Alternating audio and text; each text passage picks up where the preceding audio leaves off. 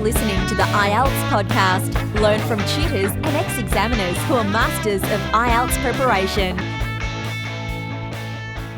Hello there, and welcome to this tutorial from IELTSPodcast.com. I hope you're all doing very well. Let me tell you first what we're going to be talking about today. IELTS Academic Writing Task 1. Yes, you know the one I mean, where you have to write between 150, let's say 180 words based on a diagram, a graph, or some kind of graphic information. It looks easy, but it's not so easy, is it? Here's the title today. It's Grammar. 5 essential grammar points for Band 7 reports. We're going to be looking at the little details, those little things where sometimes we make mistakes, those little errors that we make which can count against us in the exam. The examiner may notice these little errors, and it's good if we look over them and try to eliminate them as far as we can, yeah? Before we start, a couple of words about myself. My name's Rob. I'm an ex-IELTS examiner. I've been teaching English for quite a few years, including IELTS and different levels, both kind of general English and what we could call academic English as well. And I guess, I feel that, without talking too much about myself, that I may be able to help you quite a bit with this advice I'm giving you today on Task 1 Academic. Let's start off by thinking of those little words. What do I mean by little words? Words like less, some, any, a few, most. Those little things that we need when we're describing numbers. We need words to describe those numbers. We're talking about, how many there are or how much there is. We're talking about yes, countable and uncountable nouns. I'm sorry about that. It's grammar, isn't it? Yes. Some of us love grammar. Some people don't like it so much. But let's talk about it for a short time, shall we? Okay, so we have words which are only going to be used with countable nouns. We have words that we only seem to use with uncountable nouns. And some words we can use with either. Let's look at one simple example for each. Countable nouns. Well, if I'm trying to count something and I can see that there are not many of them, I can say, well, of course I can say there are not many, or I can be positive and say there are a few. There are a few countries that export fruit to Europe, for example. A simple example, no? A few countries. How many? 3, 4, 5? I don't know, but it's just a few in my opinion, in my interpretation. Few is a word we only use with countable nouns. Uncountable, on the other hand, we would say little. Let's take an example. There is little hope for a solution to the problem. Little hope. Little hope. Now there we're talking about a verb in the singular, there is, because of course with uncountable nouns it's always in singular form, isn't it? Whereas with countables it can either be, if there's just one, singular, or usually we're thinking of more than one, so it's plural. So we might compare, there are a few proposals to solve the problem, with there is little hope of solving the problem. A word, of course, that we can use with either, which just comes everywhere in our English, is, of course, some. It's used with uncountable and uncountable nouns. So we might say, there is some hope. There are some countries. It can be used with either of them. We need to be careful with these little words. We need to be as precise as we can, because, as I said before, the examiner will notice those little things. Examiners are just, like me, teachers, or maybe ex-teachers, and we're kind of brought up on grammar, and so that's probably the first thing we're going to be looking at. I mean, let's take a typical error that people make with most. Okay. So with most, how do we use it? For example, if we said something like this, some people get this wrong. No, let's talk about. I'm inventing an example. Fruit exports. Countries that export fruits to other countries. So we're thinking of the countries themselves. I want to say something like this. Most fruit exporting countries are in Asia, for example. A lot of issues we get with most is that people sometimes write this. Most of fruit exporting countries are in Asia. Most of, and then a noun, fruit exporting countries. Fruit exporting countries. What's the problem there? We can't say that. That is incorrect. We should say most of the fruit exporting countries are in Asia. We have two choices then. The easy way out, and it's more common in my opinion, is just to use most together with the noun. Most people I know, or I can say most of the people I know. Both are correct. What is incorrect is to say most of people. Most of countries, most of the countries, most countries. You have a choice. Why not go for the easier one? Just use the two words. Most countries, most fruit exporting countries. And it's very similar, of course, I think, between words I mentioned before. Less and few.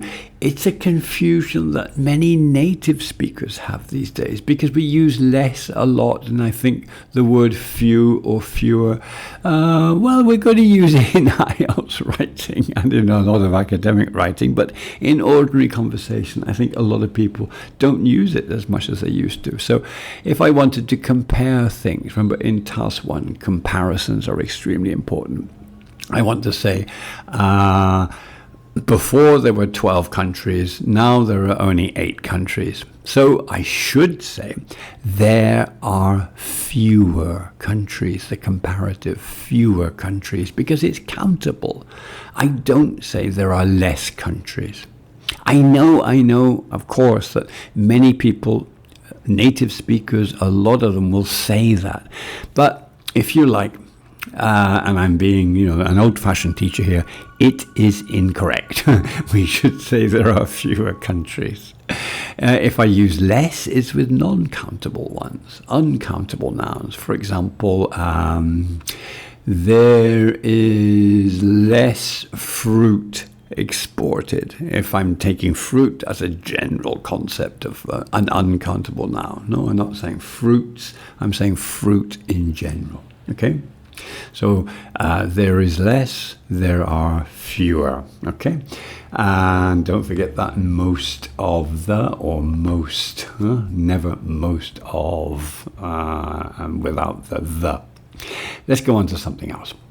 Of course, when we're looking at IELTS, Task 1, we're thinking about numbers. We're looking at percentages, proportions, etc. It is very, very, very important for us to vary how we write about numbers.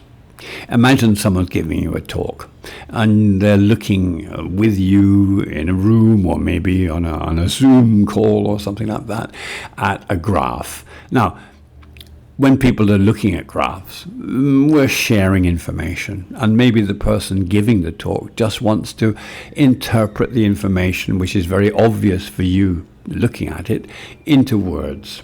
And he may or he or she may say something like this. As you can see in this graph, there are twice as many countries exporting fruit now compared to 20 years ago. Twice as many. More than double, twice as many. Or if it's uncountable, we would say twice as much. For example, as you can see, twice as much fruit is exported now compared to 20 years ago. Or if we have another example, I'm looking at a percentage in a pie chart, and it tells me, I look at it and it says 35% of fruits exported come from Asia. So, 35%. Around a third of all fruit exports come from Asian countries. Around a third. 35%, 33% is more or less the same. I'm talking about approximations. Of course, when we're playing with our IELTS essays, particularly in Task 1, we have to vary it. Sometimes we may actually use the real percentage. 70% of whatever. But it's also very, very good to play with these ways of looking at fractions. Around a third, about a quarter, 3/4, and also comparing things like this in terms of multiplying. Twice as much. So we have twice, or then after twice, what's it going to be? 3 times. 4 times, etc. If we have a huge explosion in percentages, let's say from 18% to over 80%, 4 times as much or 4 times as many. So mix it up. And get your practice. And by the way, I forgot to tell you, remember that of course, these days, you know about this, don't you? I would hope so. If not, I'm going to tell you right away. Smart people like yourself, smart students are using tools rather than just mere information to pass IELTS. Tools that you can get, for example, here on IELTSPodcast.com, the AI essay checker is available. All you got to do is sign up, get into it, and of course, at the same time, the other benefits that this website can offer you. For example, instant feedback on your essay through the AI essay checker. You get it, the feedback within, I hope I'm not wrong there. I think it's maximum 48 hours or even before then. You can get the instant feedback, as it were, and check out what you're doing well, where your mistakes are, work on those mistakes, as well as the other things that can be on offer here on IELTSPodcast.com, such as all the materials that you can look at and use just by signing up. So if you haven't done that already, my advice to you would be try to do that as soon as you can. We all need a bit of help. We all need a push. It doesn't matter how long we've been studying for something and how long we've been preparing for this test. You still need that feedback. You still need that encouragement. You still need, what we could call in English, a pat on the back. Someone saying to you, yes, well done, or not as well. Someone saying to you, yes, pretty good, but here you can improve a little bit. Because it's these little things. IELTS Task 1, how long does it take? They say 20 minutes. The whole exam only takes an hour, and they say spend 20 minutes on Task 1. It's not a lot of time, isn't it? We've really got to be prepared. We've really got to be ready to get in there right away and look at our graphs or our graphic information, know what we're doing, and pay attention to the little details if we can. If we can get over any little issues with little details, cutting out any errors, we're more than halfway there to getting a very, very high grade, because we can concentrate on the paragraph structure, how we're going to find our essential information in the graph, etc. Write our little conclusion to it as well. Another little thing, carrying on with these little details, you'd be surprised how many people make little mistakes with this. What we call subject-verb agreement. Remember that it's very, very important to check that your subject and your verb are in line, as it were. Some people, for example, the classic mistake for people who speak, for example, Spanish is this. People is, they say. People, no, is not singular in English. It's plural. People are. And very often, I think the error comes when we're looking at, complex sentences where maybe we've got a long subject phrase. Most fruit exporting countries, and occasionally we may, for one reason or another, get that wrong. Put the singular verb with a plural subject, or a plural verb with a singular subject. So very, very careful with that, please. And the other thing, of course, we've mentioned some and any and many and much, etc. The other things that sometimes cause us problems, articles. By that I mean an, and the. It's a tricky thing, isn't it? Because sometimes we're thinking, yes. In English, we use the when we're referring to something particular, something that's already been mentioned. And an, of course, also have their rules according to whether we have a consonant or certain types of vowels before the noun itself. Check that out. And an and the. We often need them. Be very, very careful of those things. Okay. So, what other things should we mention here? I think that in general, what we're really worried about in task 1 is not just the details, of course, but also the overall structure of the essay or the report. 150 to 180 words. We've got to be as varied as possible. The sentence structures, we're not necessarily talking about such complex sentences in task 1 as we may do in task 2. That's very true. However, at the same time, be very aware of how you're going to connect your ideas together. Don't forget, of course, that you do need to use conjunctions, these little linking words. Although, however, on the other hand, but some of them can be very, very simple. If we're making, as we have to in task 1, it tells you to make comparisons where necessary. We're comparing things, and a simple way to compare things is simply to use whereas, or maybe the word while, in the middle of the sentence. Let's go back to my example of the fruit exports. Okay, most fruit exports come from Asian countries, whereas South American countries only contribute 8% of the total. So I'm making a very simple comparison there. If I want to make a statement which is much more, profound, if you like, I might use a word like although, or even however. Remember, of course, that simple comparisons require sort of simple solutions. Whereas is a perfect one in that one, right in the middle of the sentence. So we also, of course, have to use what we call transitional words. I mean, what is a transitional word? It's when we're shifting topic. I've just mentioned one or two already. On the other hand, I'm switching a topic maybe from one thing to another thing. Yeah.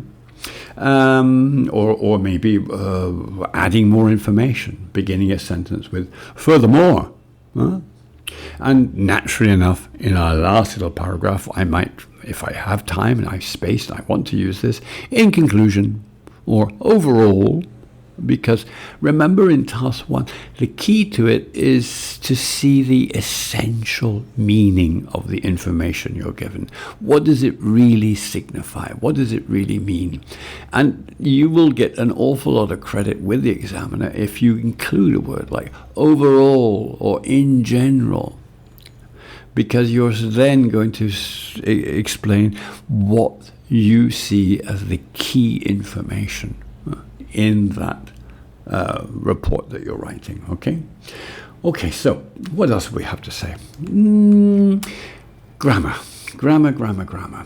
If you can master these things, if you can handle these little essential grammar points well, if you need any help, get into IELTSPodcast.com. Look for information on grammar.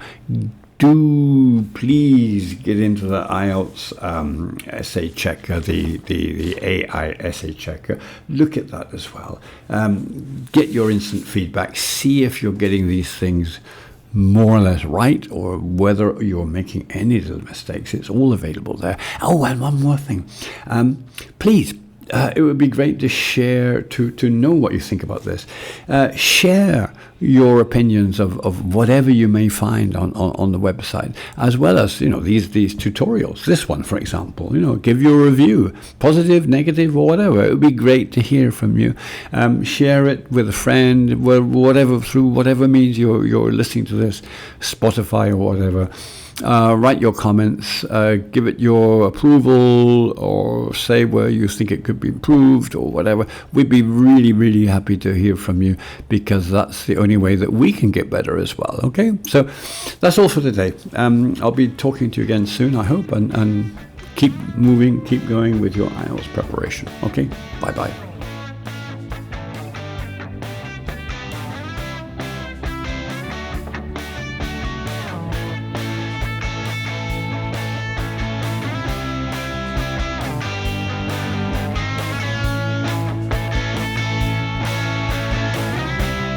Thanks for listening to IELTSPodcast.com.